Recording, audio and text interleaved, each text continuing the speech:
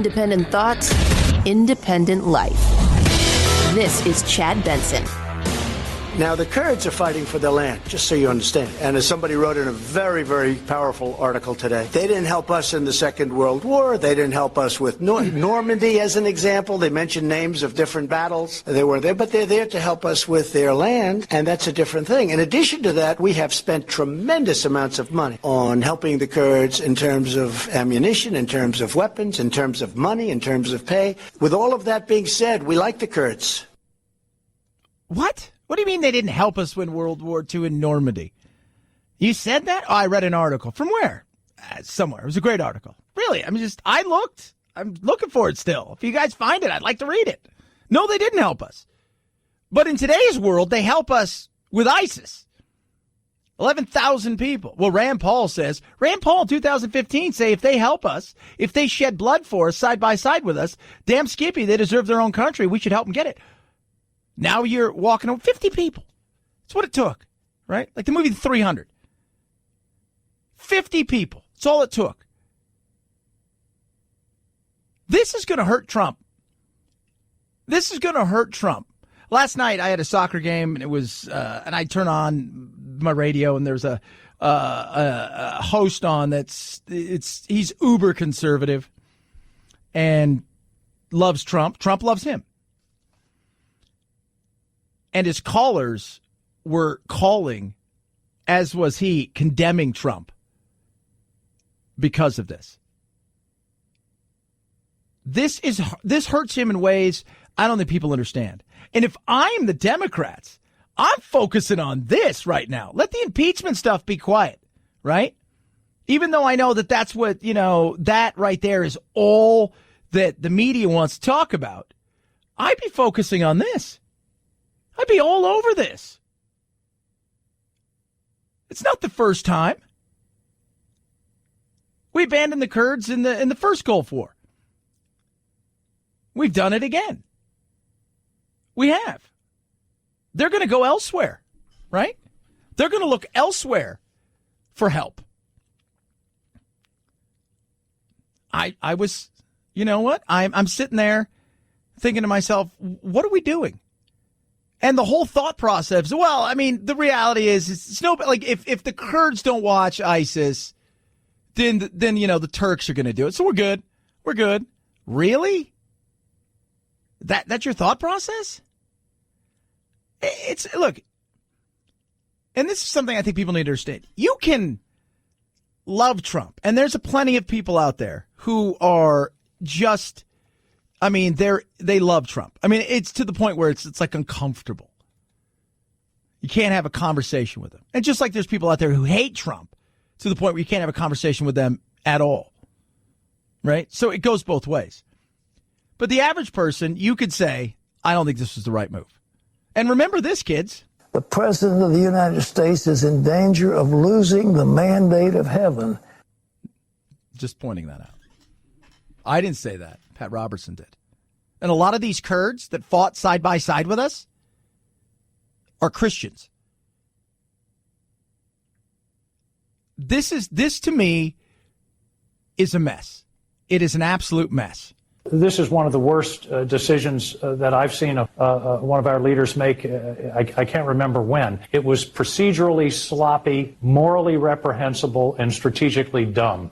There's nothing good about this decision. This is a gift to Putin, to Iran, to Turkey, to Assad. Yeah, absolutely. Absolutely. This was a gift. So if I'm the Democrats, my playbook today is simply, I'm going to hyper-focus on this for the next few days. I'm going to make sure that everybody has a real understanding of what happened. Some sort of knee-jerk reaction after a phone call with somebody, Erdogan, potentially playing him, right? And now you've got all of your people having to come out and talk about, no. This is no green light. There was none of this stuff. They're having to defend this. You got 300,000 people. They're in that area. 50,000 tried to flee yesterday. This is not a good situation. This is where my focus is. I'm going to pull back on the impeachment. Let other people work on that right now, right? Let other people, you know what? You go and you do that. Don't worry. We're going to do this. Because the Republicans right now, because you then have a situation where you can find common ground with Republicans to get a message out there when it comes to the polls and impeachment that looks like it's a bipartisan thing. They won't do that, right? Because Adam Schiff can't help himself. And he's still not going to, based on this, be impeached in this, and removed in the Senate. He'll be impeached into the House and he'll go to the Senate and they'll eventually say, I'm not going to do anything.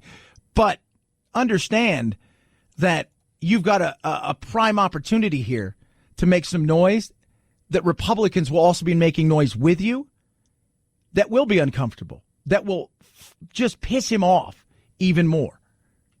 Lev Parnas and Igor Fruman have been big donors to President Trump through a pro-Trump super PAC. They're charged out of New York with campaign finance violations. Both men have been linked to Rudy Giuliani and his effort in Ukraine to investigate Joe Biden.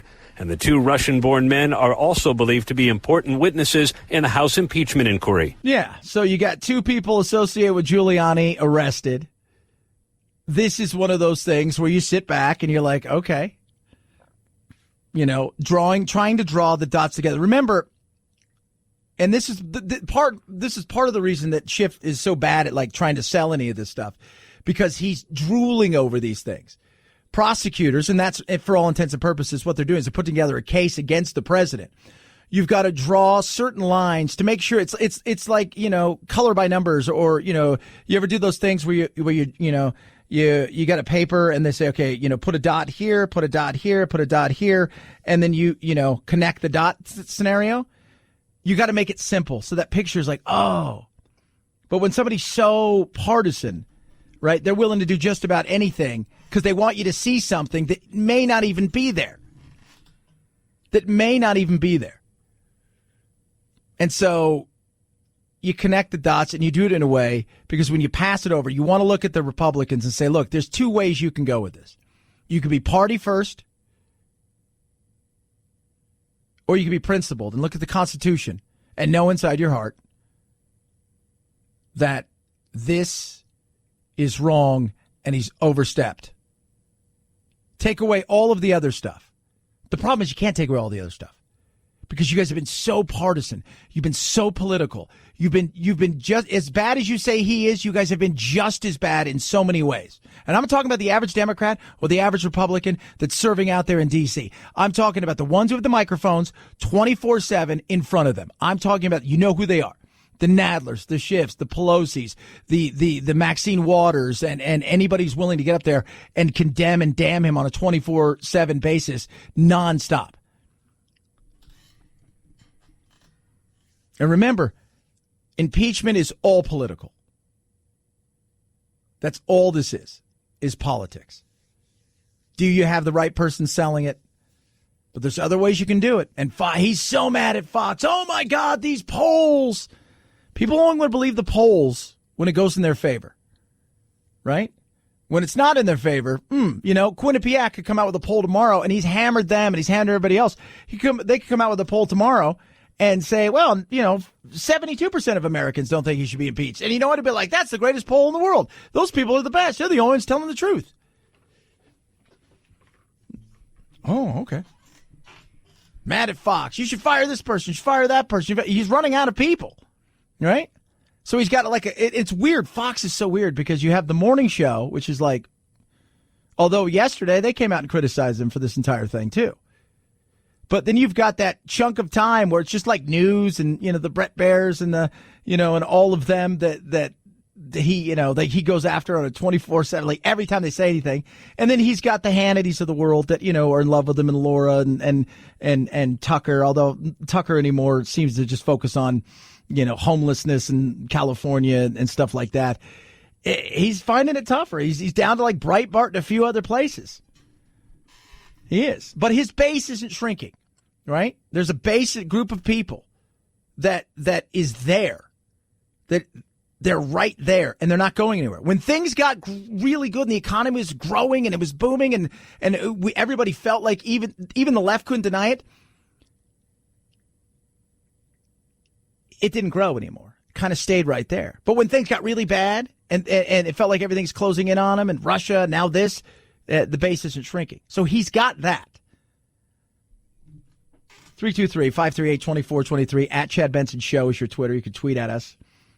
Do love hearing from every single one of you. Love and hate. I'm getting some hate already. Why do you hate the president? I don't hate the president. Here's the thing in life, people. Do you want information or affirmation? I want information. Right? If you believe somebody 100% of everything they say, there's an issue there. There's an issue. Right? You're not always going to agree on 100% of everything. It's either you're brainwashed or you're ignorant. 323-538-2423 at Chad Benson Show. Your Twitter, feel free to tweet at me. I'm reading this thing about obesity. We're going to touch on it in a little bit, but I've been saying it over and over again. We talk about our health care and the cost of health care in this country. And the OECD has a new report out. It is frightening about obesity here in this country and the cost of obesity in so many ways. 323-538-2423 at Chad Benson Show is your Twitter. You can tweet at me. Lightstream. Not going to steer you wrong, kids. Lightstream. Who are they? Well, they're my friends. What do?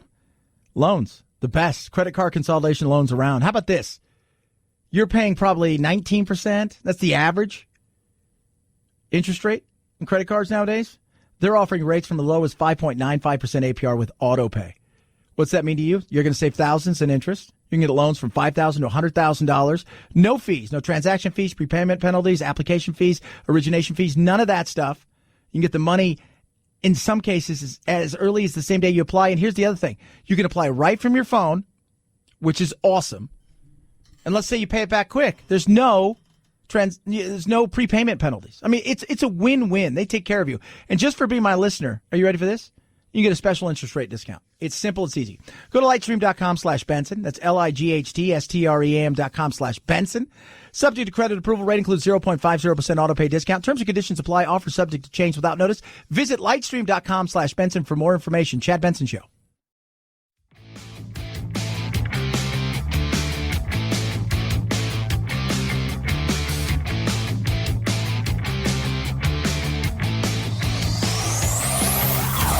Check out our Chad Benson Show Facebook page where you can hang out or hang your grievances out to dry.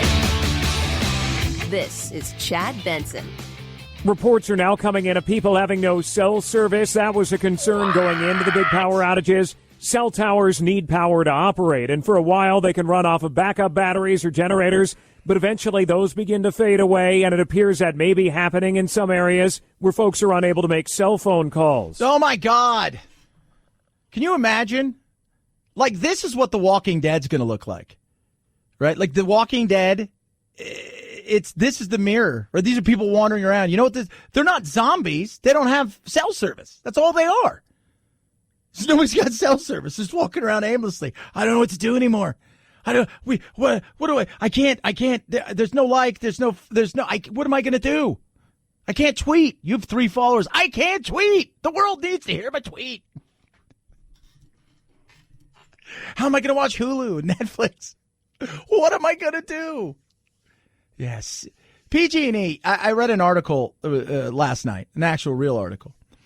I was in Washington Post, and it's an article that's older, but it was talking about the Paradise fires and the subsequent fires before that. And they were talking to, I think it was the California fire, one of the captains who was fighting it. And he was saying, here's part of the problem. PG&E knew for years that there was a lot of issues, right? So they knew for years there was tons of issues. That their stuff, that they weren't upgrading their stuff. They were just, they're figuring, we're gonna take a chance, right? Like at some point in time, something's gonna happen. We'll cross that bridge when we get there. But on top of that, he says, even with that, you also have to throw in the fact that fire's got to be fed something.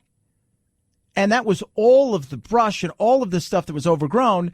And California Air, right? The Resource Board, they weren't going to let them burn anything. The Air Quality Control Board, all of these other things. Then you got environmentalists that don't want you to do any of this stuff where you go in there and you do any, controlled burns and any of the stuff because, it's going to be bad for the environment and you're hurting this, that, and the other. You're putting things at risk. And then what ends up happening is you've got the perfect storm of crappy equipment where people put profits over bettering their equipment. And you've got people who put this environment that they were worried about certain areas that was obviously a real issue, that even if it wasn't PG&E at some point in time, it was ready to go because they couldn't control it because the environmentalists and the people and the powers that be in governmental agencies, they don't want you to do anything. So there's plenty of blame to go around. But the way they're handling it by just saying we're going to shut power off here, it feels like they're trying to tell everybody we're trying hard. So if something bad happens, you can't blame us because we were making an effort. This wasn't last year you guys found out and then 10 minutes later a fire happened. Did you guys know our stuff was bad and that things were overgrown? No. Yeah, it is. No, you knew. You knew for years and you did nothing. And for that, people have to suffer, right? Don't go to work. Stay home. Don't do that. This is going to hurt business. This is not a good situation. To top it all off, gas prices are surging. Insane. Los Angeles is like near $6 a gallon. My God. It's nuts. $6 a gallon. That is European kind of money. Right there is what that is. That's what that feels like. 323-538-2423. At Chad Benson Show's your Twitter. Obesity. What does it really cost? Wait till you hear this. If I'm Trump, we talked about Trump and his mess up with the Kurds and everything. If I'm Trump, I'm touting one thing today, and I'm talking about it everywhere I go. Chad Benson Show.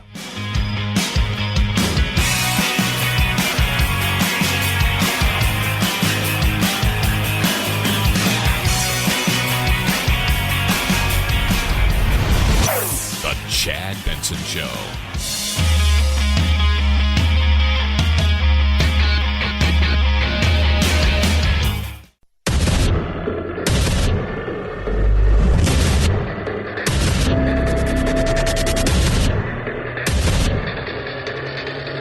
Independent thoughts, independent life.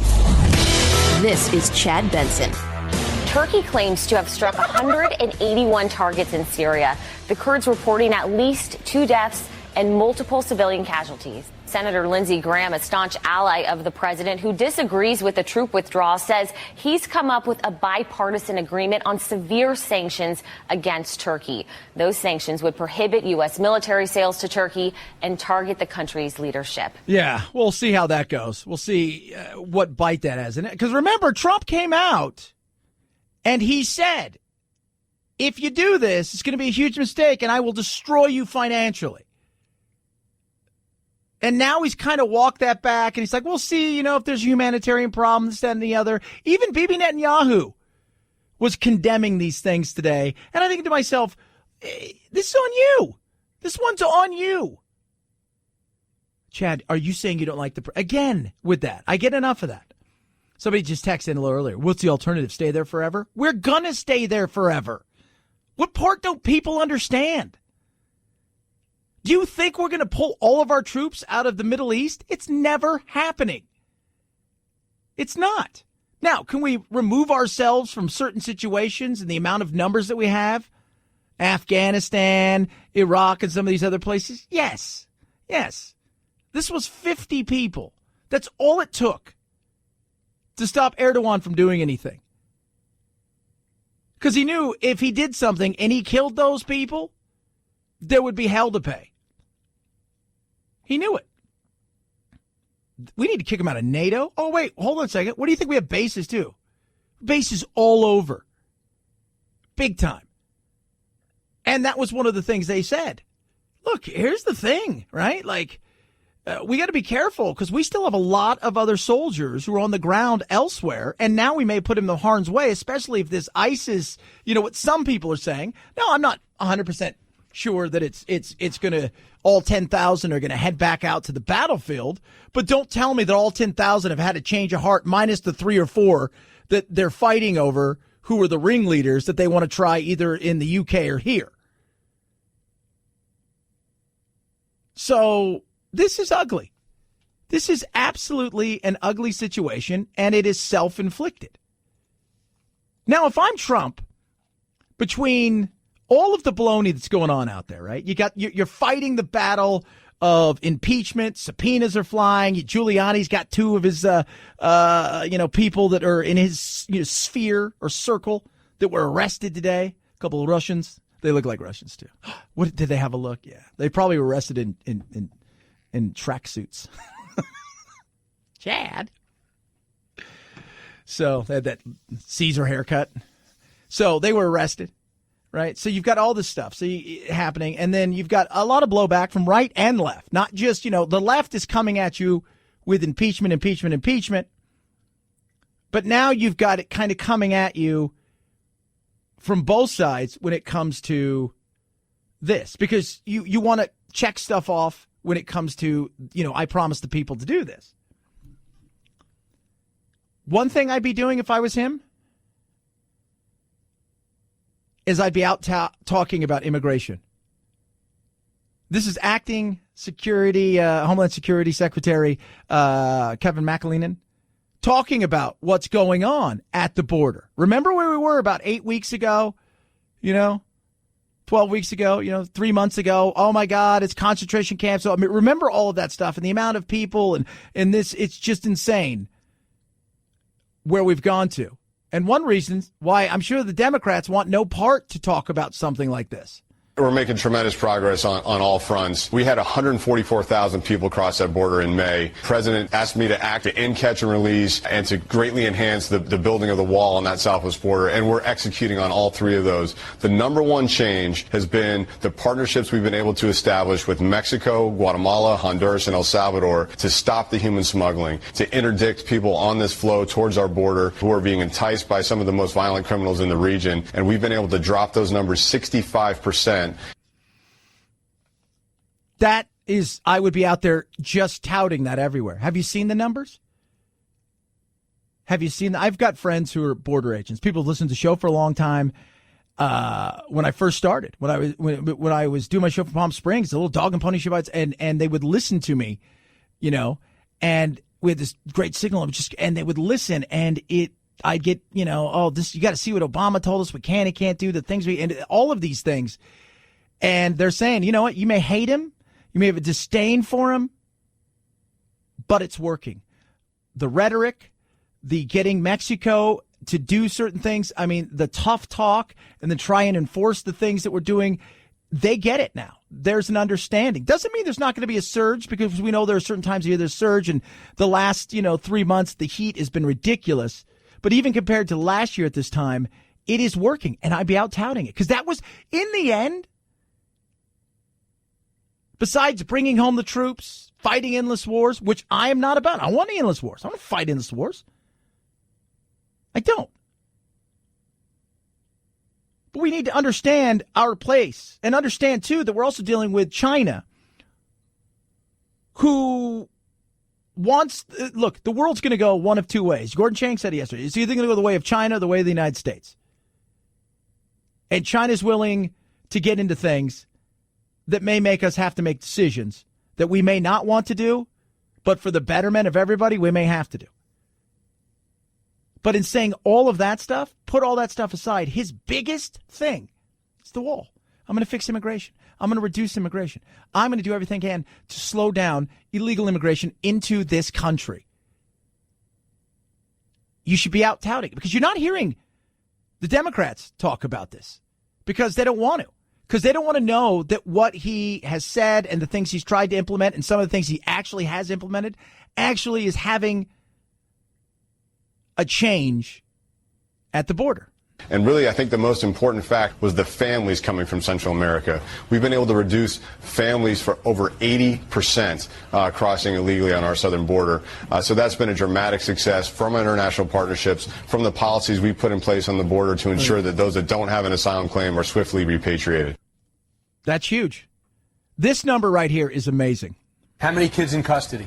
We had 88 yesterday morning. 88, down from? Down from 2,700 at the peak of the crisis in the first week of June. The facilities are incredible. We added 6,000 temporary spaces for families and children to have a much better situation so we don't have vulnerable populations in Border Patrol stations. But the key was Congress finally acting and giving us that supplemental funding so our partners at Health and Human Services could create additional bed space for those unaccompanied children. What? 88 compared to 2,700. That's pretty damn good. Can we all agree? But he's a xenophobe. He's a racist, that and the other. Look, wanting legal immigration over illegal immigration doesn't make you a racist or a xenophobe. We need to have a better way for immigration to work in this country. And by the way, we need all three, right? We do. When you look at the numbers here in the country, you look at how people are retiring, what's happening, the fact that we do have a shortage in certain workers. I have news for you. We need all three. We need the lower skilled. We need that medium area. And we need the upper skilled laborers as well. We do. And we need to make it easier for people to come here on a permanent or semi-permanent basis. But the illegal way is not the right way. Understanding why they do it, having empathy, right? Like, that's great. I do the same thing as would just about anybody else in their position. But the reality is there's only so much that can be done.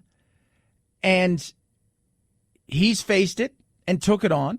And for years, both sides of the aisle absolutely ignored it. Yeah, there's no question that we face an unprecedented crisis at the border, really starting at the beginning of last fiscal year in October, but peaking in the spring. And that's why the effect of this strategy in 4 months, driving those numbers down 65%, is so impressive and important. And we've got to sustain that into the next year and really change the direction of this crisis in the region. Yeah, Kevin McAleen in there, acting Homeland Secretary. He's right. But if I'm Trump, I'm out there all day talking about it. Taking that page from Clinton, right? Even when it comes to the Kurds situation. Hey, I promised to bring people home to get us out of endless wars, which I didn't get us into. And when he says, oh, the Democrats say this, or, say, you know what, these people voted for wars to get us into Iraq. Certain things like that. I'm out here working for the American people. I'm out here working for the American people. I'm getting the immigration issue, and always illegal immigration issue at, underhand. I'm doing it, right? I'm cutting those numbers. We're doing the things we're supposed to do. We're taking on those stuff. I'm working for the American people. And I would bring, and every single day, I'm bringing Nancy Pelosi in, I'm bringing Schumer in. Hey, what are we going to do for the American people? How are we going to get this done? What are we going to do? Bring the cameras. Do those things that make it look like you are working for the American people. I'm trying. The problem is, he's like a dog with a bone, and he can't let it go. He can't let whatever's going to happen.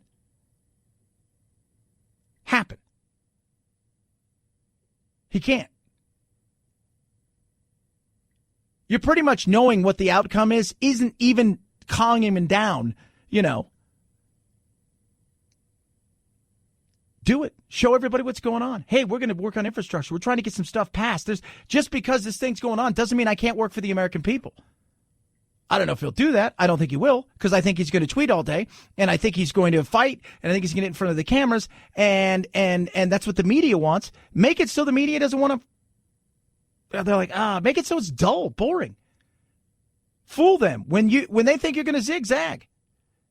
323-538-2423 at Chad Benson Show is your Twitter. You can tweet at us. Love hearing from every single one of you. What do you think, Pat Robertson?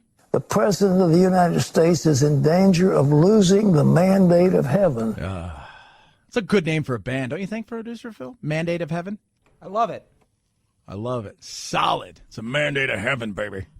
By the way, Bernie Sanders is backing away from his, where he came out and said, well, I'm not going to do that as much. I'm not going to campaign as much as I did. I'm not going to be. He's backing away. And today they posted on his Twitter feed him in the backyard taking cuts. That's a baseball term. Dodgers wouldn't understand this because they suck. But taking cuts, he's taking swings in the backyard. So somebody's throwing a baseball and he's hitting the baseball. And I'm like, oh, my God, for a moment I thought you had a heart attack, but now that I know you can hit a baseball at 78, you're perfect for Commander-in-Chief. 323-538-2423. At Chad Benson shows your Twitter. You're not fooling us. Hey, MyPillow's amazing. They've been with me for a while. Mike Lindell, CEO and vendor of MyPillow. He's been a good guy. Got a great story, too. If you don't know his story, you need to check out his story. He's got just an amazing story. Nothing to do politically, by the way. Just an amazing story of where he was to where he finds himself today.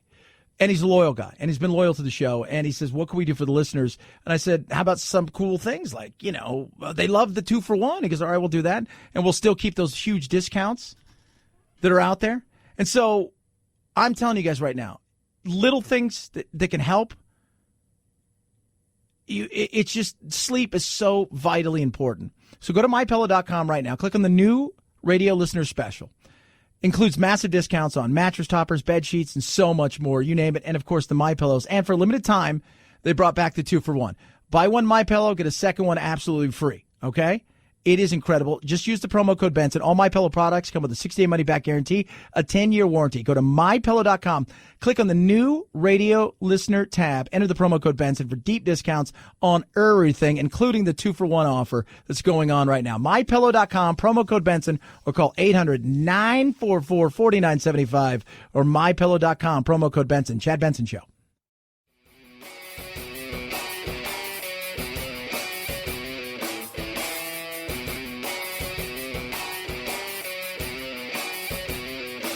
Being antisocial sucks. Hang with Chad's friends on Facebook, The Chad Benson Show. And if you just need some alone time, head on over to Twitter at Chad Benson Show. Either way, we can't wait to meet the real you. Police were called after two women were reported to have cheated during a bingo game at a church. Investigators say 71-year-old Teresa Davis and 38-year-old Keisha Brockington tried to claim the winning prize of nearly $200 at St. Mary Goretti Church Hall. A church volunteer said one of the winning numbers was taped over a number on the card. The Camden residents now face charges of improper behavior under a borough ordinance. A parish official says it's the first problem they've had during 20-plus years of bingo games at the church. The fact that you taped over it, that's everything you need to know right there. Like, stupid crime is just, it makes me laugh. There's a guy that was arrested in England and has been sentenced to 5 years in prison because he robbed like 3 McDonald's. And at one of the McDonald's, they couldn't open the till. So they told him he had to buy something. So he actually had to purchase something to get the thing open to steal the money. And he did it. Okay, I don't know. What are you going to do? I don't know. I'm trying. I mean, you could buy something, I guess. Stupid people rule. You guys make me laugh. 323-538-2423 at Chad Benson Show is your Twitter. You can tweet at us. They're protesting again. Who's future? Who's future? Our future! Who's water? Our water! Ah, good times. Out there protesting climate. Whose future? Our future? Whose stuff? It's our stuff. What stuff? That's the stuff over there. There's more. Nothing makes people go, you know what? I wasn't on board, but you have a whistle. And I like whistles.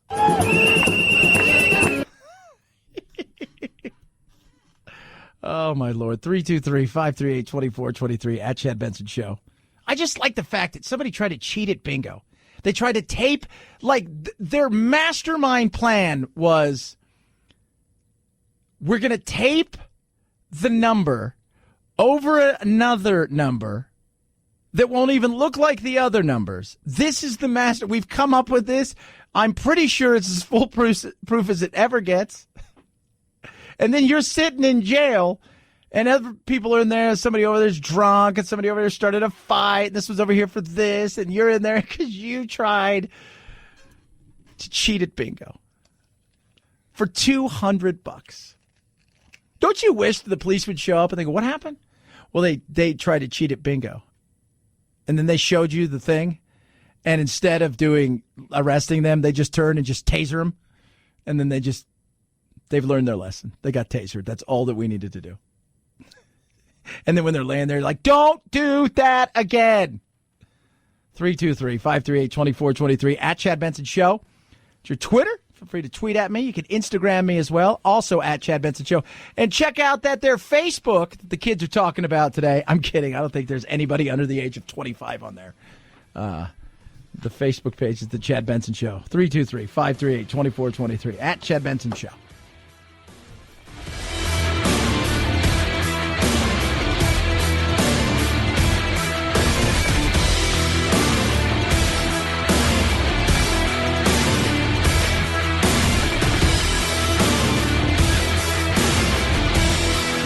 This is the Chad Benson Show.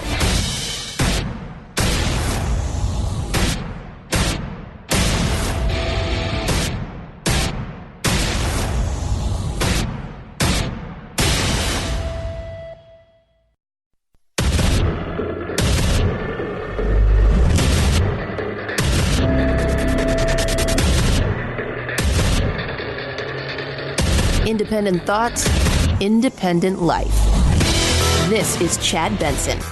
Today, we unseal an indictment charging Lev Parnas, Igor Fruman, and two co-defendants for their alleged participation in schemes to violate the federal campaign finance laws by repeatedly using straw donors and foreign money. Oh, no. What does that mean for Trump? Well, apparently Giuliani is somewhat tied in this potentially. I mean, he knew him. He had dinner with him last night or yesterday. And then they tried to get out of town. Parnas and Fruman were arrested around 6 p.m. last night at Dulles Airport as they were about to board an international flight with one-way tickets. They asked Trump, do you know these guys? He's like, I don't know them. Then he said, from what I heard, I just heard about this, they said we have nothing to do with it. We have nothing to do with it. So what you're saying is you have nothing to do with it. Nothing. And he might not. Again, he may not. But Rudy might. And you have a lot to do with Rudy. At this point in time, I think Rudy's in real trouble. He's got an attorney. When your attorney has an attorney, you guys are kind of tied at the hip. I mean, he's been on television nonstop for the last several weeks. And now potentially this, two guys who are classified as Soviets. I always like that. They're like, they're Soviets. I'm like, really? Yeah, they're that old? Yeah, they're Soviets. And they were straw donors. I mean, they were taking money and putting it in through certain variations in the certain it's nutty the way they did it to get around campaign finance laws. And now Rudy may potentially be caught up in this, which means that people are going to be looking at Trump. Why? Because Trump's out there. And what people are saying, and again, these guys are not convicted of anything. They're accused. They've been arrested. That is real. But the reality is people are saying, look, this was a Trump super PAC. This is a situation where the money was going in. And it's all of these things where these guys supposedly were going to Vienna again, and they were going to see business associates. Anytime I hear the word business associates, I'm like, And it's not a good look, right? That's just it. And it's funny because how dare bring up the opportunity to even discuss something with somebody that you're like, man, this just feels uncomfortable. Now, you can't even say that. And people are like, oh, Trump derangement syndrome. I'm like, really? That's what you guys have? That's what you guys get? Because nobody wants to have a conversation. It's either you like Trump. No. It's either you love Trump or you're evil. There's no in between. There's no, I don't love any politicians. And I tell you guys all the time, at least for me, never fall in love with a politician. You can fall in like, but never fall in love. You fall in like. I like you right now. I might not like you tomorrow, depending on how good of a job you do. I'm not going to hold everything against you because I also know that there are checks and balances and you got to deal with other people. So I like you, but not going to fall in love with you. Nobody has any objectivity. What is that? Philosophical concept of being truly independent from individual subjectivity caused by perception, emotions, or imagination. Because it's all emotion-based. That's what this is. It's emotion-based. Apparently, Rudy was going to go with them. And, the thought was he was looking for more dirt on Biden. And I have no problem, look, you're going to, in modern politics, you're going to have to look for dirt at that level. That's just the way it is, right? Because we're past the point of trying to convince everybody my ideas are better than their ideas. We're past that point. Now it's like, they suck, they're awful, they're evil. What are your ideas? My ideas are they suck, they're awful, they're evil. That's just it. But you can't even have a conversation anymore, like an objective conversation where we're saying, all right, this feels uncomfortable. And Trump may not be involved at all. Rudy may have come to him and said, I'm doing my stuff, and but I find that hard to believe. I do. I don't know what's going to happen, but you know what? This isn't a good look. They sought political influence not only to advance their own financial interests, but to advance the political interests of at least one foreign official, a Ukrainian government official who sought the dismissal of the U.S. ambassador to Ukraine. Why? There's questions there to be asked, but nobody wants to talk. It's all fake news, Chad. It's all fake news. It's a coup. Taking over the world. This is what they're doing. It's a coup.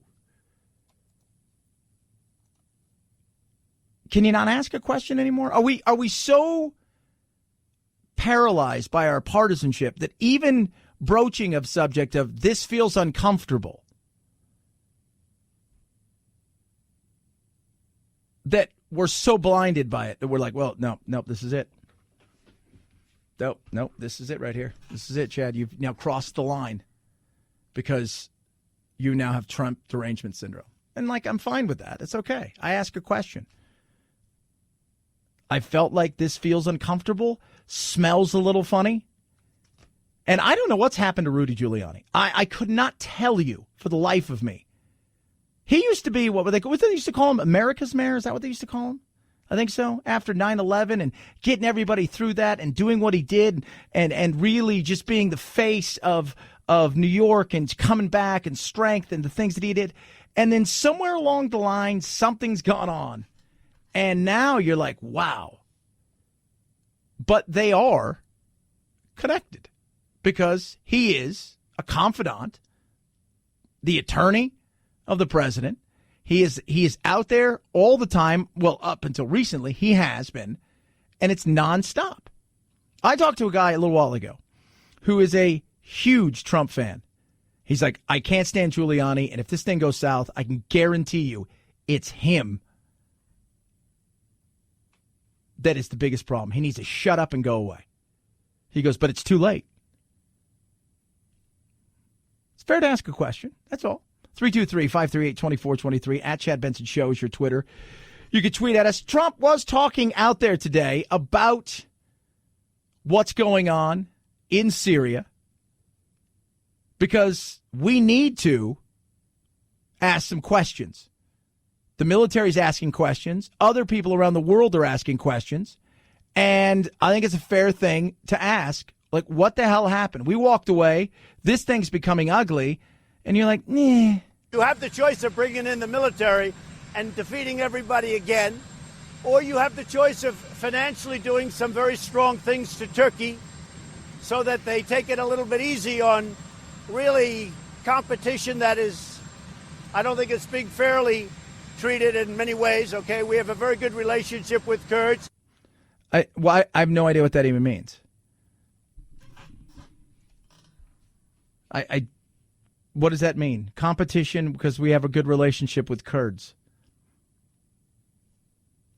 I understand wanting to get out of endless wars. I think we all understand that. We were dragged into the Iraq War, part the Bush administration, part the failure of the intelligence community. And we should never have been in that. But we're not leaving there. That's what I think. People think that we're going to pull everybody back and that's it. No, we're not. We're not leaving these places. For a lot of reasons. One is, where do you want to fight it if it happens? I'd rather be there. Don't you think? But us stepping away is ugly. We abandoned the Kurds again. Second time. They're going to look elsewhere. Russia. Maybe. They're going to look wherever they can. And a good majority of these Kurd fighters were Christians. I think it's a fair question to ask. I'm fine with pulling out certain areas. There's some places we're not. We've established bases there. We get that. But this, it doesn't look good. And you're hearing, I mean, every time there's something coming in, it's just like, what's going on there? How's it getting? Seems like it's getting uglier. We'll see. 323-538-2423 at Chad Benson Show is your Twitter. You can tweet at us. So PG&E decided we're going to turn everything off. We're not going to let anybody have power. This is going to be great. We're going to do everything we possibly can. And still there's fires in SoCal. And now, I mean, in Northern California and Southern California, Edison is looking at maybe doing the same thing as Pacific Gas and Electric has done. It's bizarre. It's like it's like you're talking to people, and I'm talking to several people because I do a show for Northern California, and they're like, it's so weird. Like, you know, one person who has no wind, has no power. The other person has wind near them, and it's whipping, and they've got power. It just seems so random and bizarre, but now there are fires. Some middle school students are actually sheltering in place. That is something terrifying for every parent to hear. Winds are whipping through that area through these incredibly dry conditions. Now, this is unprecedented fire danger throughout the West, the most extreme conditions that we have seen out here in years. And right now, what we're experiencing, this is what firefighters were the most afraid of. Yeah, it's going to get ugly, potentially get ugly. But what happens now? Is this the new norm? Like, that's my thing. Is this the new norm? Is this what we're getting here? Is the new norm is that, you know, in the West, if there's any kind of potential danger, that we're just going to shut the power off? And I continue to say, this is so much of this. I mean, nature's going to do what nature does. Nature will mess you up. We always talk about that. But PG&E knew they had problems for years and decided, you know what? We're about paying out dividends and making sure that we've got profits, and we'll deal with that. When that bridge shows up, we will cross that bridge. Control burns they wanted to do, but you've got agencies that said no. You have air boards, California Air Resource Board and stuff, said no, you're not going to mess with the air quality and this stuff, so you're not going to do these things. So you have environmentalists and agencies saying no, you can't burn the fuel, get rid of the food, if you will, and then the group that could ignite, they were just ignoring it. It's not like things will happen. We all know that. But it's not like they did anything to stop this and really were preventative in it. 323-538-2423 at Chad Benson Show is your Twitter. Wounded Paw Project, an amazing organization. I've been working with them for a while, and they are incredible. 20 veterans a day on average commit suicide. It is a very sad fact. And there are thousands of dogs every single day being euthanized. What they aim to do is to unite our furry best friends with our nation's heroes. And they do an amazing job. They rescue dogs that would be euthanized, take them from shelter dogs to service dogs, and get them to our veterans, first responders, and their family. And it really is amazing. They are saving a paw to save a life. And what it does for both the animal and the person or family that gets it is incredible. But they need your help. They absolutely do. It's not easy transforming these shelter dogs into service dogs. So they're looking for you to take action today. Turn your extra car, truck, RV, even a boat into a vehicle for change. You're going to be saving a paw to save a life. This is what I want you to do. Go to woundedpawproject.org and check it out. See all the amazing stuff they're doing. Woundedpawproject.org or call 844-678-4PAW. That's 844-678-4729 or woundedpawproject.org. Chad Benson Show.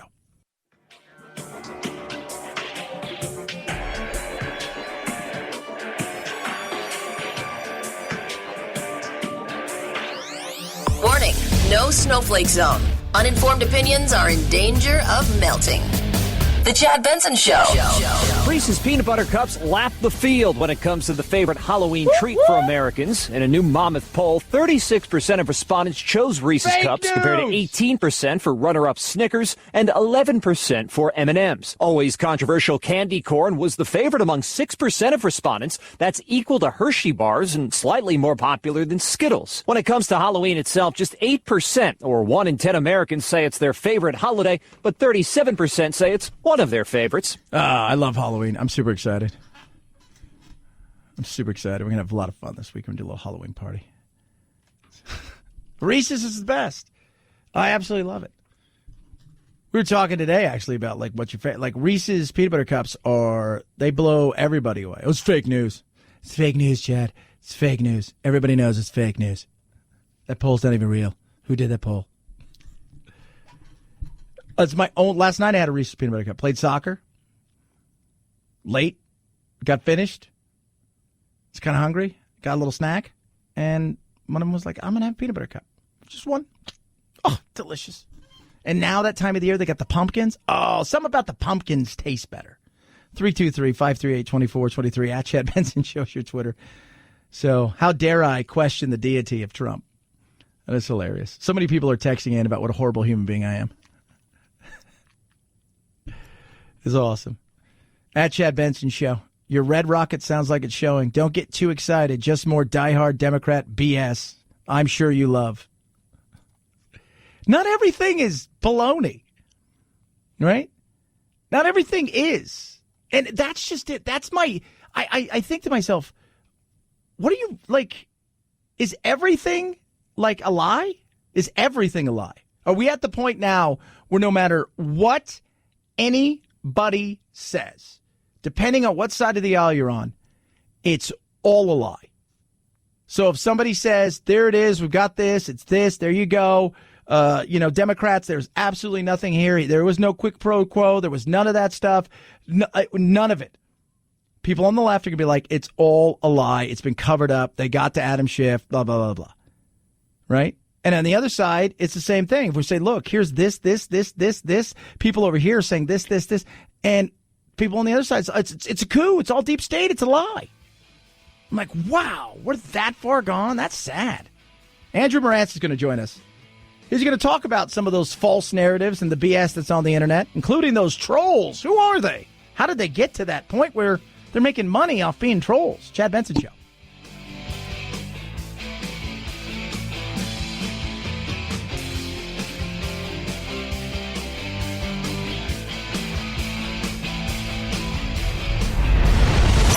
The Chad Benson Show.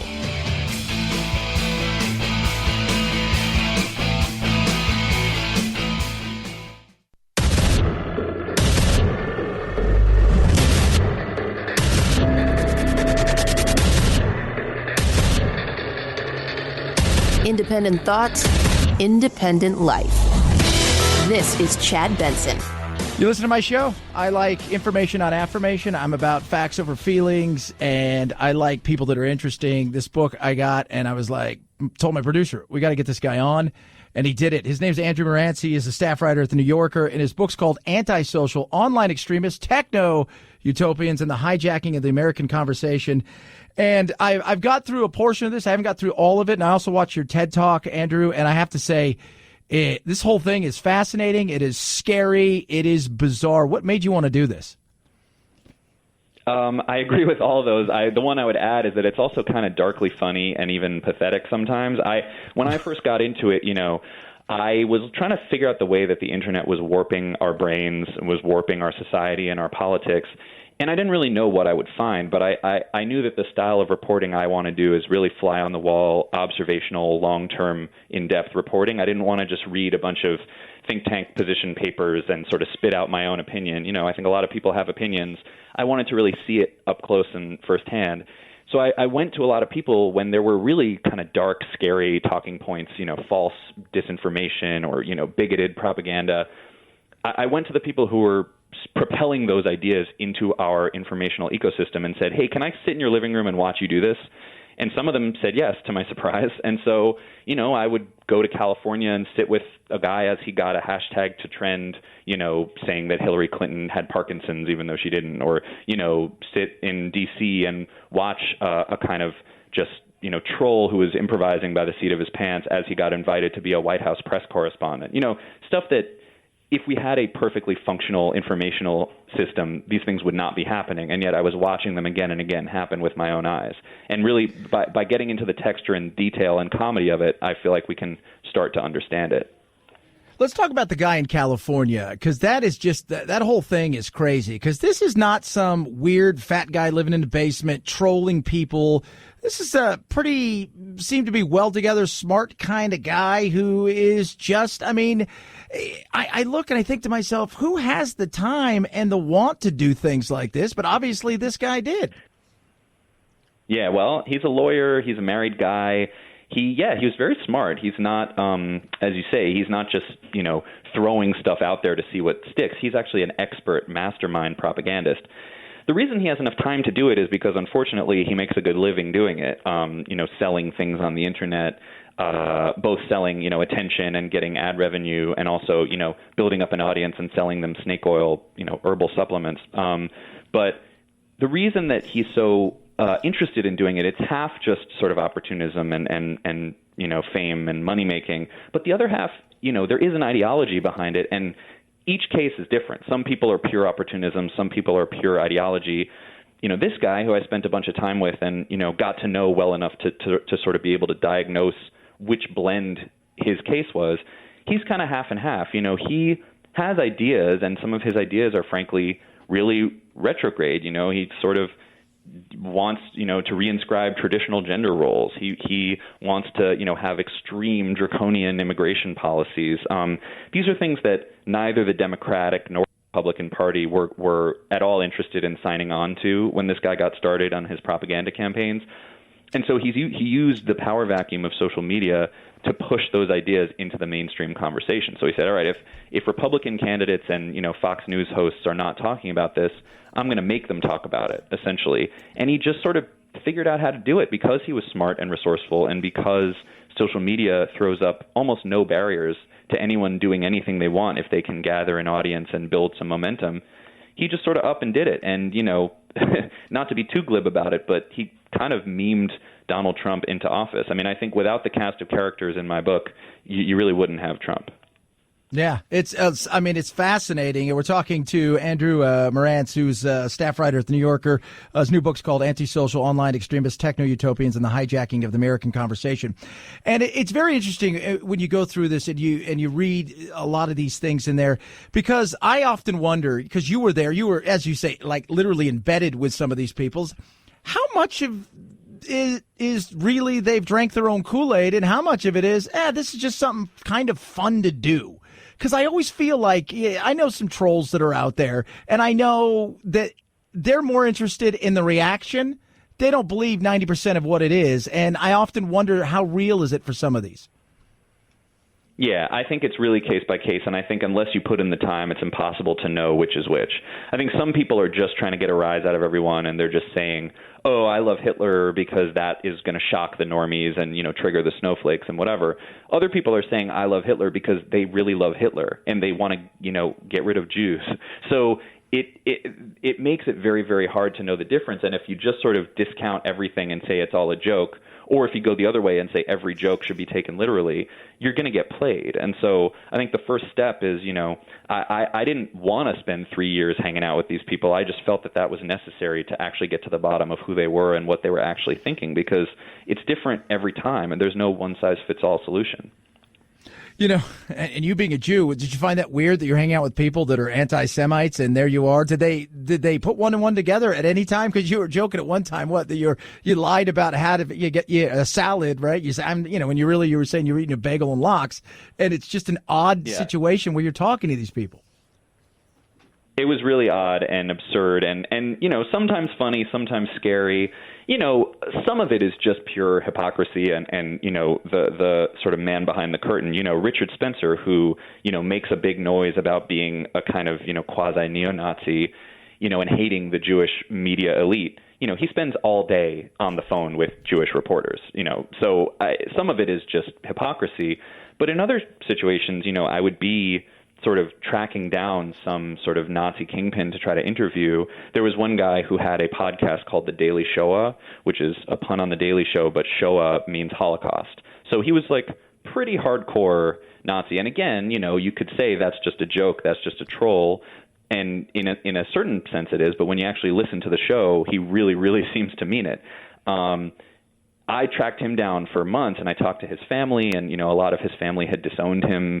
They were so shocked at what he'd become, and they didn't find out until Charlottesville, when he kind of came out into the open. He had been doing this in secret for years, and he came out and shocked them all, and they disowned him. And I still had never talked to him, and by the time I sat down and talked to him for hours and hours and hours, we were halfway into this multi-hour conversation when he said, wait a minute, you're not Jewish, are you?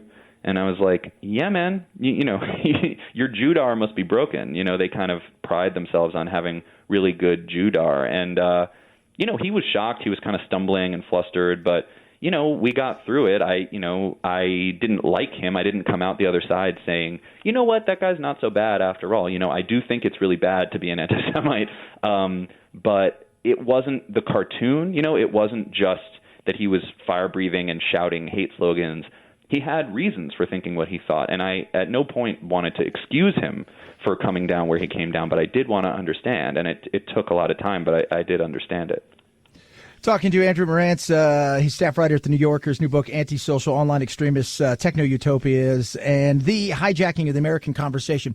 Did you actually, when you met some of these people, did you, again, some of them you couldn't stand, and most normal human beings wouldn't want anything to do with them, but there were some you're like, okay, this person's not as bad as I thought they were going to be, and did you find yourself feeling that way? Yeah, that definitely happened. There was definitely a range. There were some people who we just had really core disagreements. Like, I just couldn't believe that they thought that Donald Trump should be in charge of the nuclear arsenal, and they couldn't believe that I didn't think that. And then sort of once we got past that, we were able to have a mutually intelligible conversation. But, a lot of this stuff, when it comes to, political warfare, the way they are in person is not necessarily the way they represent themselves online. They're much more nuanced and kind of careful thinkers over a beer than they are when they get into their kind of troll warrior mode. And I thought that was important to reveal too, because, when we go through this kind of toxic ecosystem of online speech, it's very easy to just plug our ears and say, I'm just going to log off because this all seems like horrendous noise. That's true sometimes, but just logging off doesn't solve the problem. We got to face it. James Baldwin said nothing can be changed until it is faced. And we got to face this stuff if we want to see our way through it. And otherwise, if all the good people log off the internet and just let the bad people run the internet, nothing good is going to happen to our world as a result. No, and I think part of the problem, and a good bit of the problem, is the tribalism we have in our world now, but it's this want for affirmation, because we've now wrapped ourselves up, Andrew, in whatever we believe politically is who we are as human beings. And look, my show, we're facts over feelings, but I hammer both sides and I praise both sides if they do something, if they will.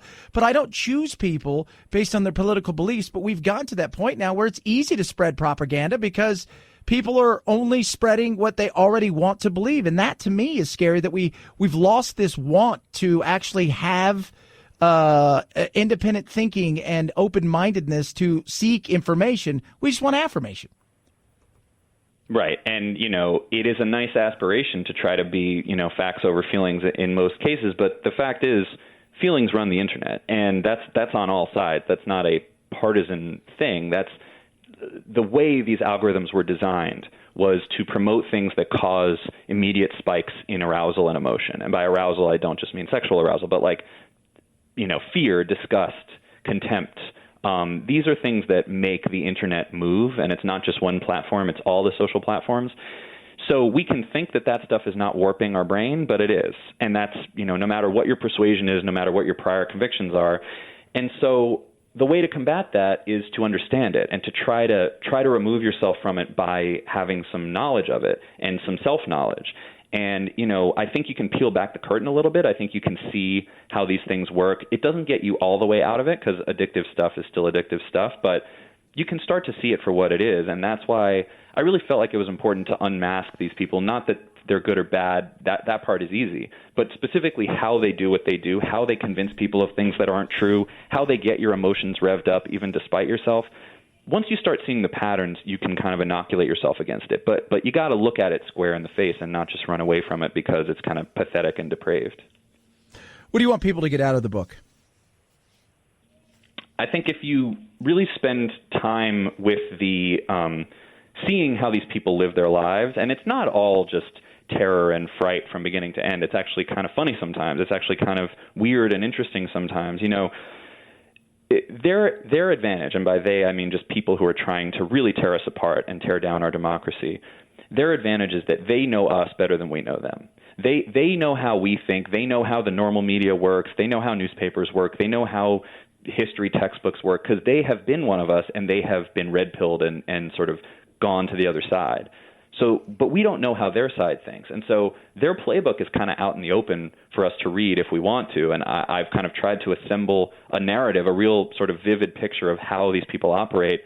I think we have to know that playbook if we want to have any chance of surviving, because if they're just studying us and going to war with us and we're not looking in their direction at all, that's an asymmetrical fight.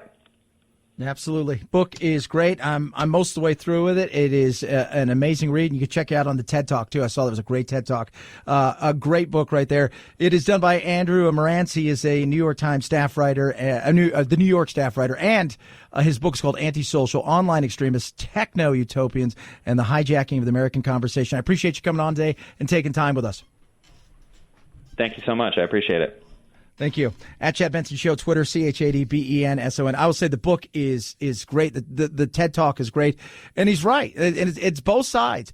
But just like I say with sales and the thing that we've talked about all the time, it's about that emotion. And that's the way those algorithms are built. It's about emotion. We talk about it all the time. Let me tell you something. You know how easy it would for me to be and I've talked to a few of my other friends who are radio hosts who are like me, who are trying to change the dialogue when it comes to radio and where we go. Do you know how easy it is that I can go on and I could say all kinds of crazy things? Because let me tell you something. If you want to see crazy personality, my personality will thump them all. I will, and with what I can do, I could say the most outlandish thing, and I know I can get a rise, and I can build a following, and it would be completely disingenuous. It would be a character. It's ridiculous. And a lot of them do it for that. And what are they preying on? They're preying on your emotions. I see it every single day. If I say one thing that the people on Trump's sycophants don't like, I get attacked and destroyed. If I say one thing that supports Trump, the people that hate Trump, the sycophants of hatred for Trump, the people who are just have Trump derangement syndrome will attack me and destroy me because their emotions are so wrapped up. Doesn't matter if it's true or not. It's just how dare you. It's crazy. Great book. 323-538-2423 at Chad Benson Show, Twitter. Chad Benson Show.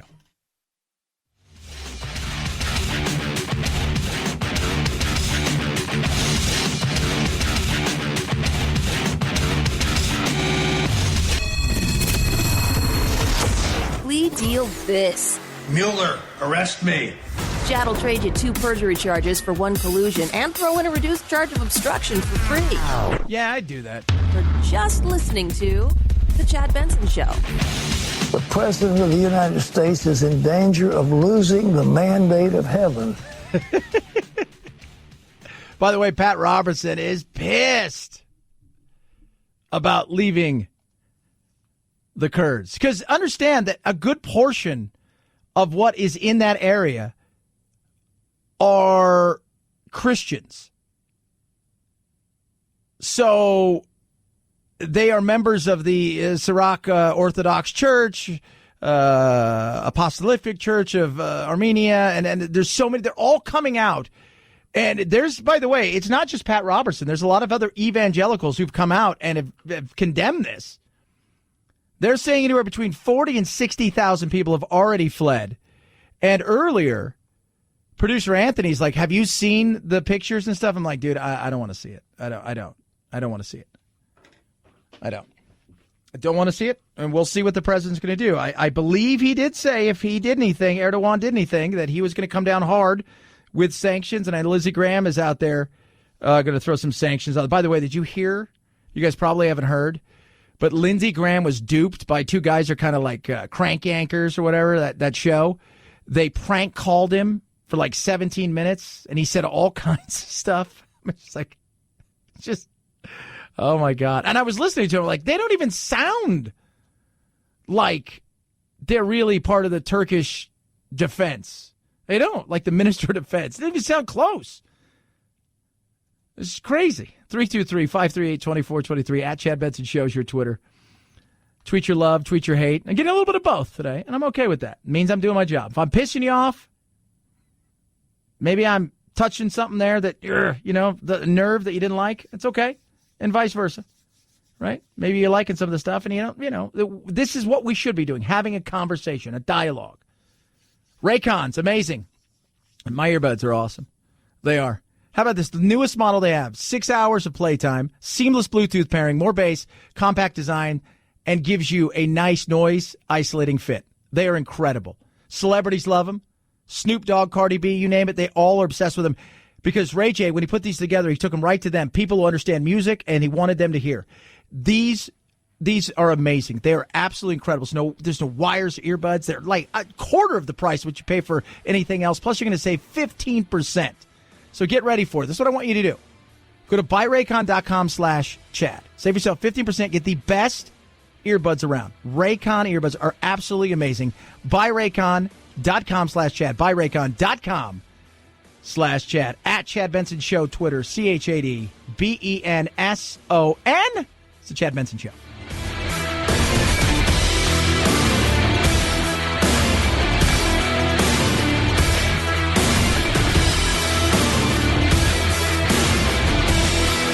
This is the Chad Benson Show.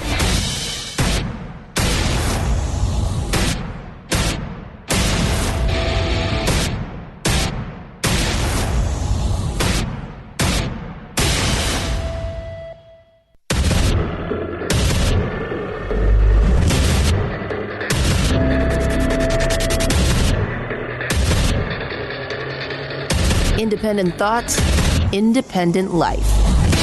This is Chad Benson. Some of you are mad.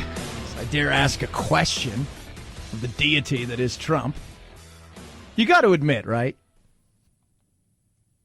He has surrounded himself with some people where you're like, some questionable people. I'm just saying.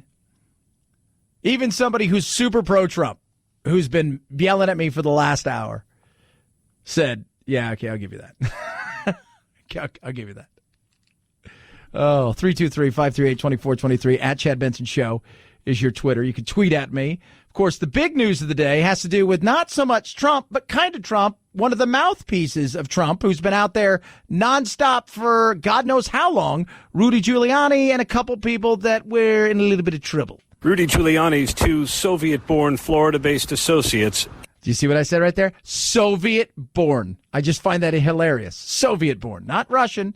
Soviet-born. Rudy Giuliani's two Soviet-born Florida-based associates, Igor Fruman and Lev Parnas, were arrested at Dulles Airport outside Washington with one-way tickets out of the country. U.S. Attorney Jeffrey Berman accused them of conspiring to inject foreign money into the U.S. election. They sought political influence not only to advance their own financial interests, but to advance the political interests of at least one foreign official, a Ukrainian government official who sought the dismissal of the U.S. ambassador to Ukraine. Fruman and Parnas allegedly concealed the true source of a $325,000 donation to a pro-Trump super PAC.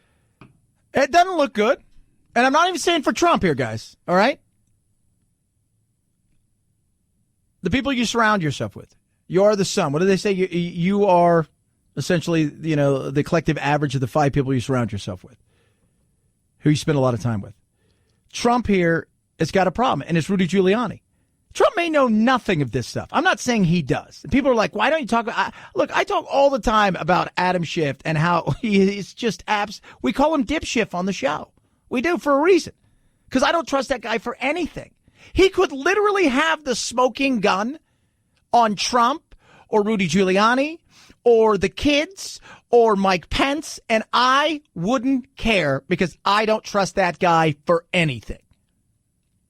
I just don't. This isn't him, though. This is something wholly different. There's a reason that Rudy Giuliani, who's Trump's attorney, got an attorney. It's not a good look. I don't care what anybody says. This is not a good look. For Trump, no. And Trump came out, he talked about, I don't know these guys. I don't know them, right? I don't know them. So nothing to do with me. We're clean. We're clean. From what I heard, I just heard about this. They said we have nothing to do with it. We have nothing to do with it. Yeah, because he probably asked. And he's probably thinking to himself, did Rudy get me into something? Did he drag me into something? But I find it hard to believe. It's like with college coaches, right? Like when you're a coach of a football team and it's not like the NFL, right? College football, you got 80, 90, 100 kids. NFL's 53. You're grown men. You guys are all making money. Whatever you do, right? But when it comes to certain things, you kind of know what's going on, right? So you can't tell me that he didn't have any kind of idea that Rudy may have been up to something. He may not know the details, but come on. Doesn't mean there was anything. There's no crime. They've not been convicted in anything. But my issue is, why can't you even ask the question?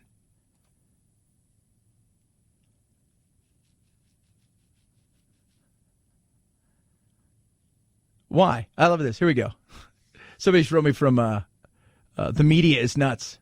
Montgomery Champ. Hey, IBC. When are we going to stop changing the station when at Chad Benson comes on? The Mark Levin show is out there. By the way, did you listen to my buddy who was yesterday saying how even on his show they were hammering for the Syria move, but it's okay. Mark provides astute analysis, pervasive government malfeasance, and media misconduct. Instead, we get Chad trying not to offend the libs. I don't care about the libs or the Republicans. I don't care about the Trumpites. I don't care about the Hillary people. I don't care about any of it. I care about the truth. You want affirmation? There are other channels. You're not interested in anything else. You're the person I used to think, how did Jim Jones do it? How did he get people to follow him to Guyana and to drink the Kool-Aid? It's no way. Oh, there's ways. There is. It's amazing. And it's not just that. From climate change, they're people, they'll just fall into it.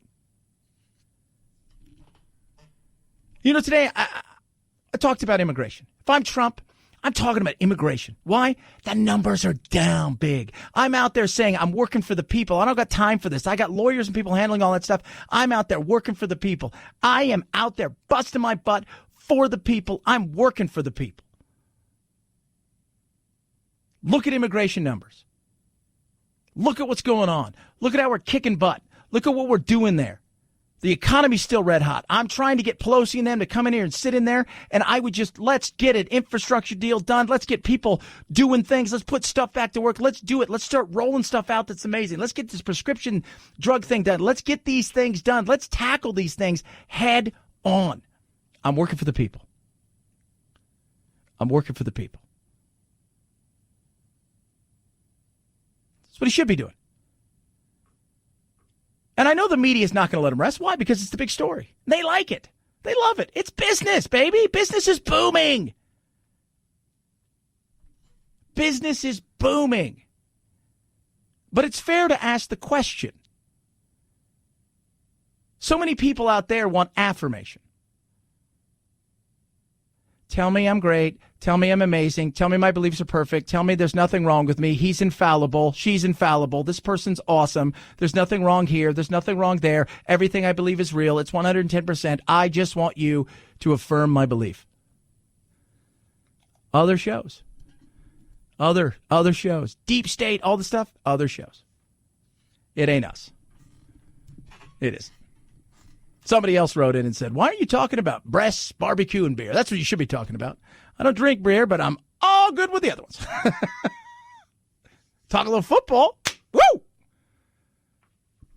Talk a little bit of that. But it is funny what's going on out there. Because at the same time that I get a tweet like this or a text like that, I'll get something from the left side of the aisle telling me what a homer I am for Trump. And it's like, can't win. Or can you? Is that winning in this day and age? 323-538-2423. At Chad Benson Show is your Twitter. You can tweet at us. Ugly, to say the least, in what is going on right now in Syria.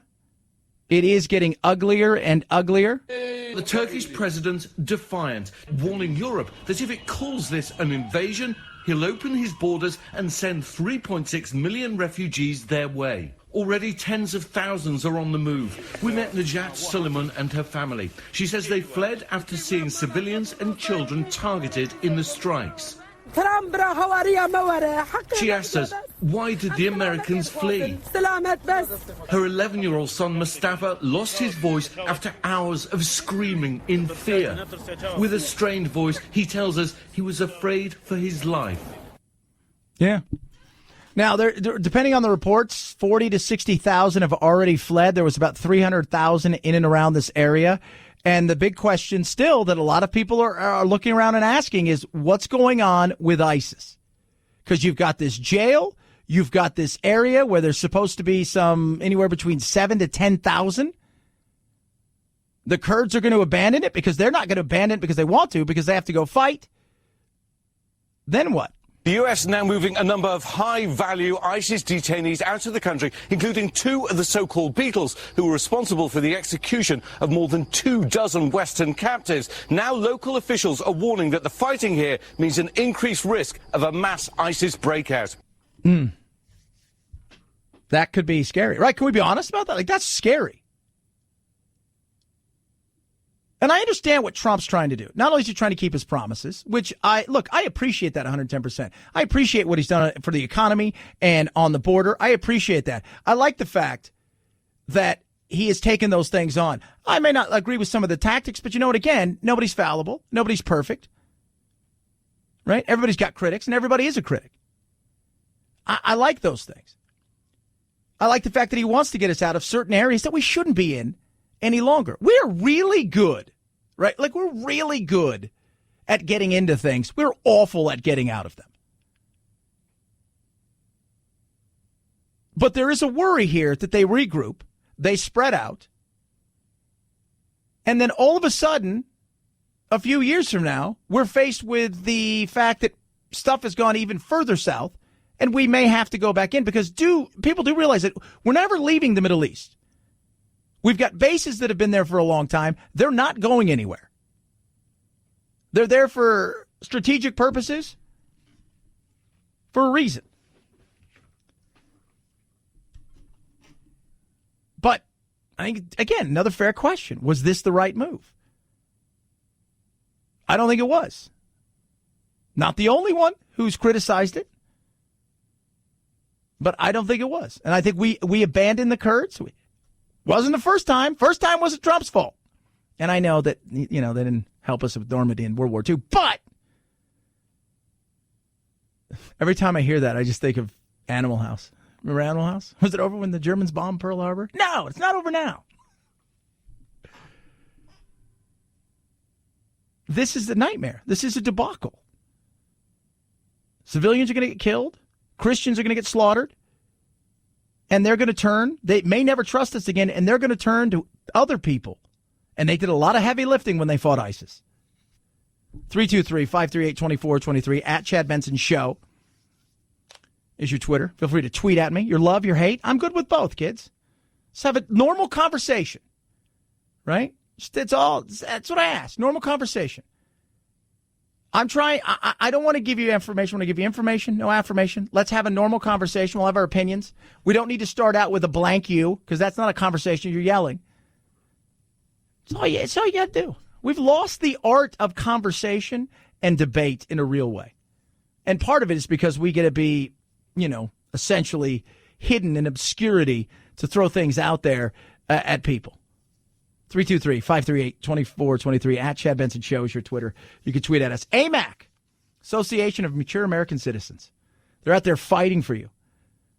Fighting hard for you. The fastest growing organization for 50 plus in the country. They look around, they see what ARP's doing, the kind of money they're giving, what they're advocating. And they said, no, we don't want that. We don't want Medicare for all. We don't want money be taken from certain places, the potential to see Social Security be insolvent. We want strong borders. And that's what they're about. Out there fighting for you on your behalf, for your views, your values. On top of that, they got great benefits.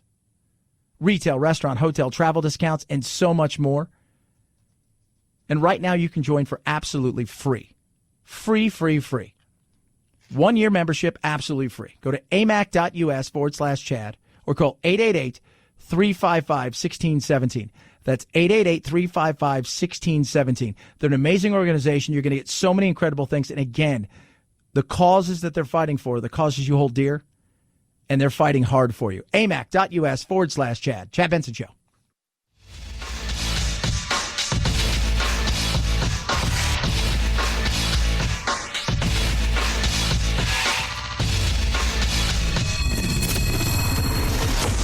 The Chad Benson Show, where we reach across the aisle and occasionally poke someone in the eye. 5, 4, 3, 2, 1, 0, ignition, liftoff. Now it's time to find out what's trending. What's trending? Yeah, what does that mean? I mean something, right? Like it's trending on the old intranet. What's trending? All right, let's see what's trending globally. It was weird because when my Google thing pops up about what's trending around the world, it was Indonesia at first. I don't know why it's set to that. And Blair Witch is trending there. I'm like, wow, they're really behind on movies. Trending right now, Denver weather. Yeah, it's trending. As is PG&E's power outages. Top of that, Mental Health Day. Trending. The Patriots, which are currently on TV right now, and they're rolling early. Already driving on the awful Giants. It's the monochromatic uniform night, too, which is they just wear just ugly. And Errol Spence, the boxer, if you guys didn't see, he was in a horrific accident today. He's a world champion, but he rolled his Ferrari. And here's my thing. I don't know how many times I hear these stories. How hard is it to put on a seatbelt? Is it that hard? Well, it's uncomfortable. Really? Well, he got thrown. It's an ugly situation. There. We go over to Twitter. Impeach and remove. I wonder who that's about. Murdoch is trending. Things never said in a hospital is trending. As is Gronk. Yeah, he's trending right now. And Giuliani, several things, including Giuliani behind bars. Lots of stuff trending. I find that Twitter is more political than like Google in a lot of ways, even though they're political. Like their searches are just, we're looking for stuff. These are the things that are trending in the searches, where stuff that's trending here are things that people are talking about. and are trying to get things moving. And that's one of them. So, it's funny. This guy's like, people are like, Chad, you talk mad crap about Trump all the time. I talk good stuff about Trump, too. I talked about immigration. I talked about the economy. You can't have an honest conversation. He's not Yahweh. He's not a deity. Let's have conversations. Just because you criticize somebody doesn't, just like, it's the same thing. Just because you have a belief in something, right now they're doing, the CNN's doing the LGBT, asking all the Democrats, how many, gay people are you going to have on in your cabinet? And they're like 100. And, they're just saying a bunch of crap. But just because you believe in, like, marriage between a man and a woman doesn't mean you can't have a conversation and that you're anti something or anti a person or anti a group. It just means you have a differing opinion.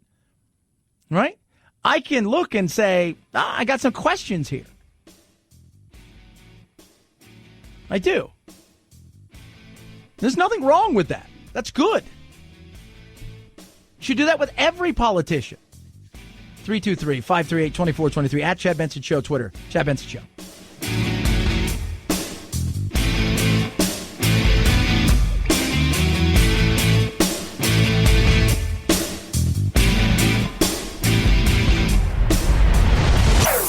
Chad Benson Show.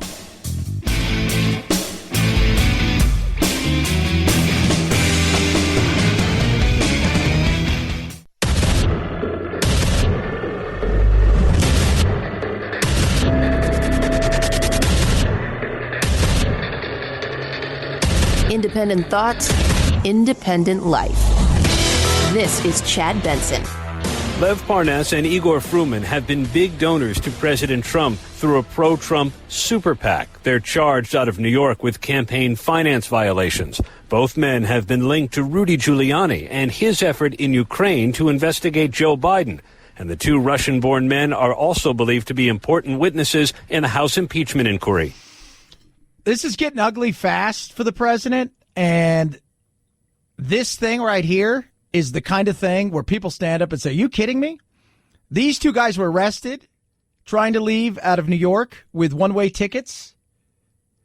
They set up straw donor companies and essentially putting money in there and funneling them from Russian donors to supposedly the Trump campaign. Again, this is all alleged. You got to figure it out. There's the trial. There's the whole thing. They've been arrested. They've been indicted. There's a reason that Rudy Giuliani went and got his own attorney. That's for sure. And is he next? This is the stuff right here. There's a congressman being brought in on this as well. These are the things where you step back and you're like, you're painting yourself into a corner. You are. People say, do you have a problem with what Trump did? I have no problem asking a country, are you guys still corrupt? Because if you are, we're not giving you any money. Are you pocketing this money? Because you take the Ukraine out of it. Think about how many hundreds of millions and billions of dollars we've given Central America, and yet it never gets better there. Why? Corruption. If you're doing it for personal reasons, like I'm not giving you this unless you help me get reelected by doing this, I have a major problem with that. What about Biden? Again, just like when you remember when you were a kid, right? Well, I'm not Johnny's parent, right? Like Johnny's mom and dad can deal with John. I'm dealing with you. And I got no problem looking into Biden, Hunter Biden, all of that stuff. Do it. Go ahead. Do it. And you get conflicting reports. Some people say, well, there was nothing there. They looked. Other people say, well, they didn't look really hard enough and they need to look again. Again, do it. And we should do it here. And if he's done something wrong and it breaks the law here, because obviously we can't charge him with an American crime if he did something in the Ukraine or China, we can't do it. But if that is real, then yeah, do the things you have to do. But I'm looking at you. Did you do something wrong? That's a fair question. Because you look at this and you see the guy that's out there who's been running his mouth 24/7 on every cable news channel network he can get himself on. And now you've got two guys that were popped. This could be unsettling.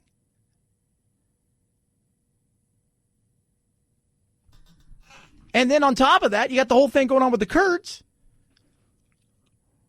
There's some issues here that need to be looked at. And if you can't be honest with yourself, that maybe, just maybe,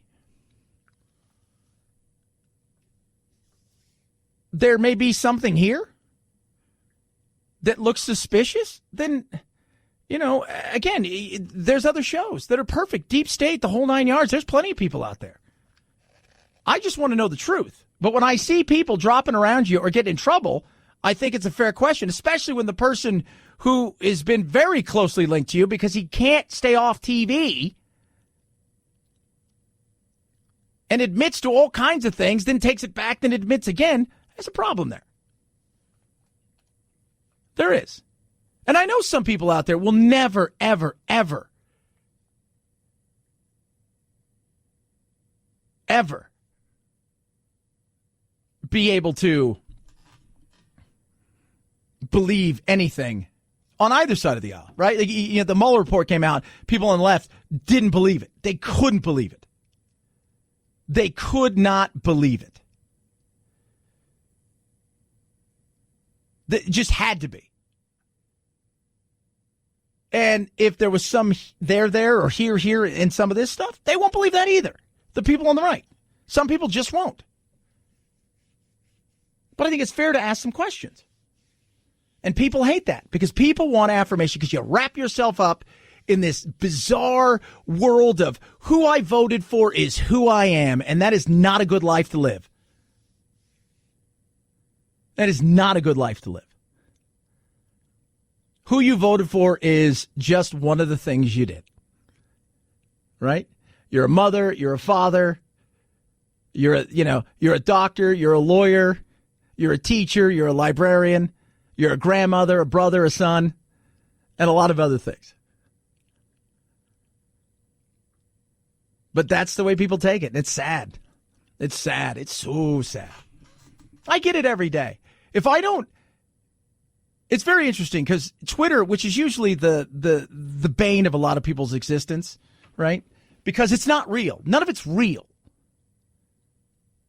It's not a real world. It is a make-believe world where people can go and bitch at one another, spew their hate, their views, and sometimes people can get funny. And sometimes there's some informative stuff, but anymore you got to dig through it. It's not a real world. But oddly enough, my Twitter followers are pretty damn good people. Right? You get a few of them, but you get a few of them everywhere. But on my Facebook, go to the Chad Benson Show. There are people out there. It's like, if you dare say anything, there are people out there literally. If you say one word where maybe you go, I think it's fair to ask the question. Oh, sorry, you're a hater. You're horrible. I'm never going to listen to you again. You need to go away. You're anti-American. God bless Trump. He's sent here for this. I mean, it's scary. I'm like, whoa, because you can't have a conversation. That's all I want to have is a conversation. Nobody wants to have a conversation. Nobody does. And that's sad. 323-538-2423 at Chad Benson Show is your Twitter. You can tweet at me. Let's talk about stuff this is still driving me crazy. This is last night. If you guys can hear this, this is at the Cap One Center. Is that where you guys are, Phil? Is that what that thing's called now? Is that the Cap One Center? Cap One Center.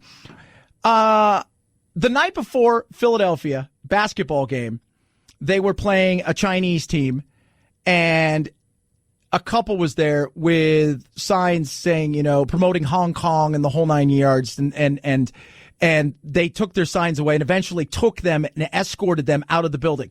They weren't in Shanghai. They weren't in Beijing. They were in Philadelphia. Last night, Cap One Center. But what was the reasoning? What's the reason? So understand you're doing your job, sir. Totally. Just Cap One Arena. We understand. We respect your freedom of speech. By the way, all of this stuff is going on where they're trying to get this sign from this group of people.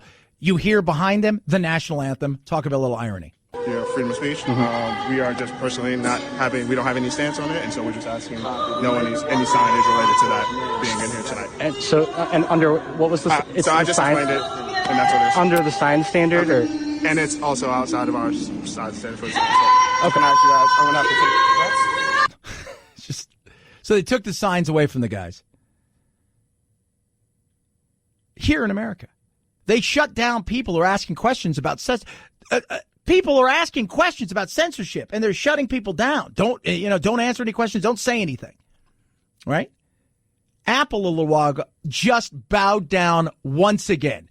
Bowed down to China. If you have an Apple phone and you're thinking Apple's great and they're talking about cool and they're woke and they're this, that, and the other, and they're doing all of these things and they're inclusive, this, that, and the other, they just removed their app, which was like a crowdsourcing app that the people in Hong Kong were using because China asked them to pull it. They put pressure on them. Tim Cook, if I'm Tim Cook, I look at him and say, look, this is who we are. Well, okay, fine. The next day I'd have gone in there and said, we're moving our stuff to India. We're going to move our production to India.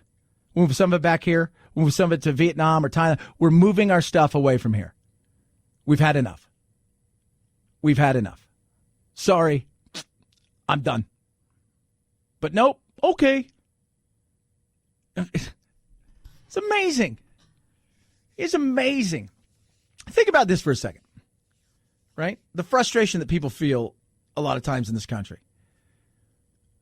As frustrating as our politics is, and it is, and the system's not perfect, and there's things that we can work on. We all know that. And we can all look in the mirror, myself included. Think about the transparency that we have. Think about all of the things that are going on right now and the freedoms that we have. The press gets mad at Trump because Trump says you guys are the enemy of the people, right? And let's be real, there's more than a biased group inside of big media. And at the same time, he loves them because they helped him get elected, and he plays the game, and he says stuff, and he trolls them, and it is what it is. But we have all of these freedoms that we enjoy. And we have these companies here who are kowtowing to a country that's not theirs because of the almighty buck. It's ridiculous. It is absolutely ridiculous what's going on. Apple should be ashamed. I read an article yesterday, I think it was on CNET or CNBC, that said, talking about not only this app, but there's also a song that's in one of the playlists that Apple has, like in their Apple Play Store or whatever, where the music thing is, that says it hurts the Chinese people's feelings. 323-538-2423. At Chad Benson Show is your Twitter. You can tweet at me. Super Beats. I got tons of energy. I was here at 5 o'clock this morning, busting my butt, working hard, went to bed late last night, played soccer. Every once in a while, I need a little something, and that's where Super Beats comes in. Energy, absolutely. They've got new soft chews because I'm also a person of convenience, and these soft chews are amazing. It gives me all the potent heart health benefits of Super Beats packed into 2 convenient, delicious soft chews that are amazing. They really are. They got a breakthrough ingredient. It's grapeseed extract. It comes from the Loire Valley in France, and it is amazing. It helps with support normal blood pressure, circulation, natural energy, and I feel the energy. And now is your chance to get yourself some. How do you do it? Simple and easy. Go to superbeatsradio.com/Chad. When you buy 2 bags, you're going to throw a third one in for free. Right? Buy 2, get 3. What? I know. Crazy. Superbeatsradio.com/Chad. Or call 800-875-9341, 800-875-9341, or superbeatsradio.com/Chad. Chad Benson Show.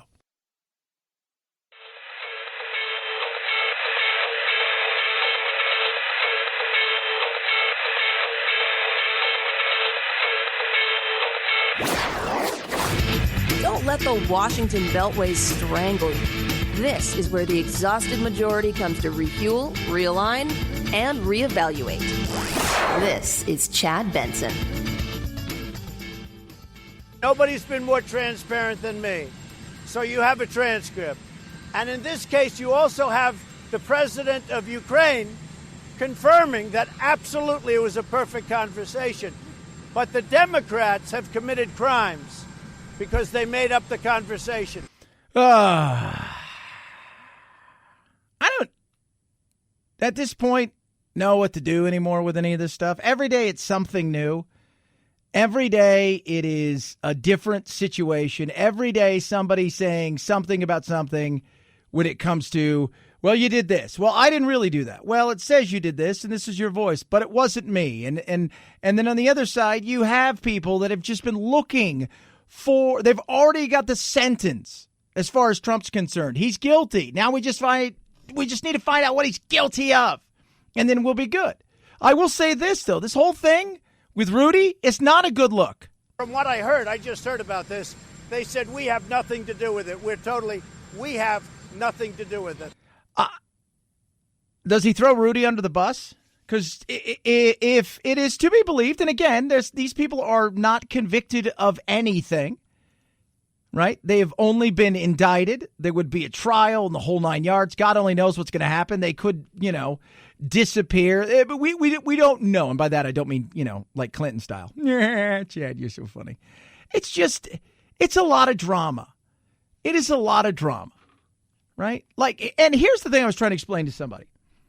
Trump is chaos and drama. He's tough. He's a fighter. I think he has some good ideas, some bad ideas. There's a lot of things with Trump, but with the chaos, with the drama, with the good ideas, with all that stuff, there's a lot of other baggage that comes with it. And sometimes that wears on you. Sometimes it does, right? Just like with the people who work for him. There's a finite time you work at the White House anyway. You go look at all of the other presidents, how long people actually work there. It's not what you think, like he's just running through people left, right, and center, which he does a little bit quicker. Don't get me wrong. But there is a finite time. It's chaos. It is. It's chaos. His base loves him. I know, because they tell me all the time how much they hate me. All the time. I don't get why you listen. Well, because you say some good things too, Chad. Yeah, because here's my thing. I'm a straight shooter. If I find something to be funny, if I think something's kind of fishy, I'm going to say it. I don't love any politician, Trump included. He's not my Yahweh. He's not my God. He's none of those things. He wanted to be a politician. He's a politician. When you step into that sphere, just like when you step into this sphere, or if you play pro sports, or you're an actor or an actress, or whatever you do in the public world, there's going to be criticisms. The difference between this and so many others, though, is there's almost a cult-like feeling at times. But I look at this thing with Rudy Giuliani, and I think to myself, this feels ugly. This looks ugly. And I'm not saying Trump had anything to do with it, because God only knows what Rudy was doing. Isn't that weird, man? What happened to that guy? Right? And it just feels like, what in God's name? You were like the mayor of the world, right? You were you were America's mayor. And now it's like you're a caricature of yourself that is spun out of control, that is going on TV and saying stuff that's wacky, and you're hanging out with, these Ukrainians or the Soviets dealing with people in the Ukraine, or flying over to Vienna and they're meeting business associates. When you hear the word meeting business associates, I always just think, well, business associates feels kind of weird. 323-538-2423 at Chad Benson Show is your Twitter. But it's all going to suss itself out. It's either going to happen through impeachment and all of these other things, or it's going to happen through the election next year. It's going to happen, right? So it's not like we're going to be like this forever. Either Trump's going to win re-election and the Republicans are going to gain, and that's going to be that, and the Democrats and the media is going to have to deal with it. And by the way, the median bottom line, they're enjoying this. They like the money. Or he's going to be impeached, and at some point in time, maybe it gets to the point where they want to remove him. When? Don't know. 323-538-2423. At Chad Benson Show is your Twitter. Feel free to tweet at me. Love hearing from each and every single one of you. Follow along with me at Chad Benson Show. Please do. Here's your useless fact of the day. Speaking of entertainment. Friends. Remember that show? You want to know what they make still off syndication? They signed a new big deal last year. Off syndication alone, they will each make $20 million a year. Boom. A good rest of your night. We'll do it again tomorrow. I see you Friday. Night, Jack. This is the Chad Benson Show.